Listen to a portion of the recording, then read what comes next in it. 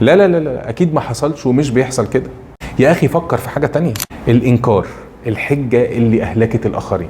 فاي تغيير بنمر بيه في الحياة، سواء التغيير ده كان كبير او صغير، وخصوصا لو كان تغيير احنا مش اللي مختارينه، فلو كان كبير مثلا ان انا نقلت من شغل للتاني، او ان انا اضطريت ان انا انقل من بلد للتانية، او حتى لو كان صغير لدرجة ان انا لو لقيت فار في البيت مثلا، تلاقي دايما الانسان بيمر بمرحله اسمها مرحله الانكار، اللي هي الدينايل، ان انا بنكر اصلا ان الموضوع ده حصل او التغيير ده مطلوب مني ان انا اعمله. ويكون الانسان متشبث قوي بحياته قبل التغيير ده ما يحصل.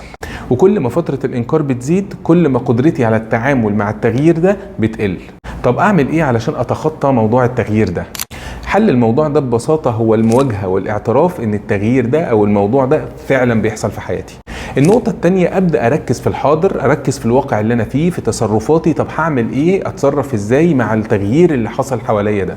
والنقطة التالتة ان انا ممكن اتكلم مع حد ثقة، سواء كان صديق مقرب ليا او متخصص في الموضوع ده، واستشيره انا ممكن اتعامل ازاي مع التغيير اللي بيواجهني ده. وتأكد في الاخر ان كل فترة في الحياة فيها الحلو وفيها الوحش، وكده كده بتمر.